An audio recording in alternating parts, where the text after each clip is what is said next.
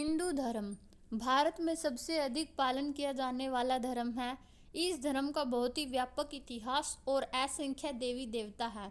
यह एक ऐसा धर्म है जो रहस्यमय प्राणियों, स्थानों और अलौकिक शक्तियों वाले चमत्कारों से समृद्ध है। वीडियो को आगे देखने से पहले कमेंट में लिखना न भूलिए, हर हर महादेव। हिंदू पौराणिक कथाओं के बारे में हम जो कुछ भी जानते हैं वह केवल सतही स्तर का ज्ञान है। और भी बहुत कुछ है जो हमारे लिए जानना बहुत जरूरी है। हालांकि पौराणिक कथाओं के विस्तृत विवरण के बारे में बात करना संभव नहीं होगा, लेकिन मान्यताओं के अनुसार हम कुछ रोचक तथ्यों के बारे में बात करते हैं। तो आइए जानते हैं कुछ रोचक तथ्यों के बारे में। जब हम हिंदू पौराणिक ग्रंथों और पवित्र पुस्तकों के बारे में बात करते हैं तो हम वेदों के साथ साथ प्रसिद्ध महाकाव्यों रामायण और महाभारत के बारे में भी ही सोचते हैं, लेकिन ऐसा नहीं है।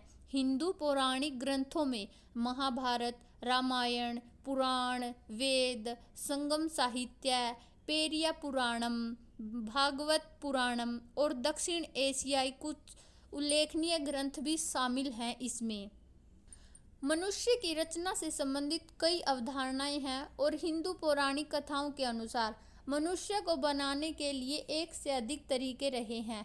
ऋग्वेद में कहा गया है कि मनुष्य एक ब्रह्मांडीय अंडे या हिरण्यगर्भ का बीज था। पुरुष सूक्त में उल्लेख किया गया है कि मनुष्य एक विशाल गैर मानव पुरुष या पुरुष के अस्त विकस्त अंगों से बना है, जबकि पुराणों में यह भगवान विष्णु ही थे जो सूअर के रूप में ब्रह्मांड के जल में कूदे और पृथ्वी पर जीवन लाए थे।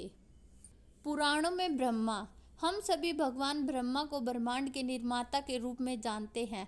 पृथ्वी पर नया जीवन लाने के लिए संरक्षक के रूप में विष्णु और संहारक के रूप में शिव हैं, लेकिन पुराणों के अनुसार भगवान विष्णु अकेले थे और जब उन्होंने सृष्टि के बारे में सोचा तो भगवान ब्रह्मा के साथ उनकी नाभि से एक कमल निकला। हालांकि भगवान ब्रह्मा का जन्म अभी भी एक विवादित मामला है और कई लोग यह भी मानते हैं कि उन्होंने ब्रह्मांड का निर्माण किया था और उनका जन्म विष्णु से नहीं हुआ था।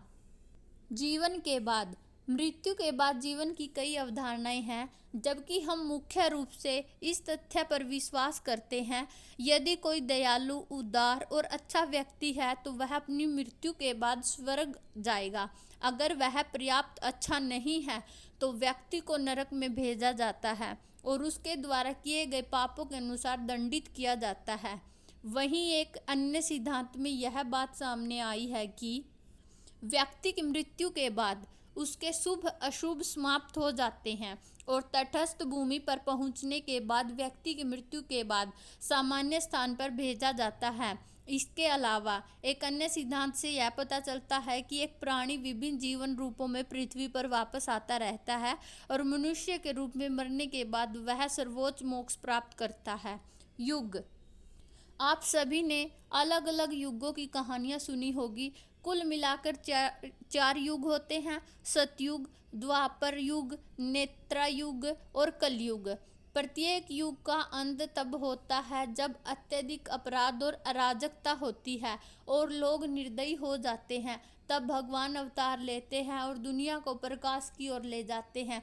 अंतिम क्लब के बाद एक अजेय बाढ़ और आग आती है और दुनिया नष्ट हो जाती है।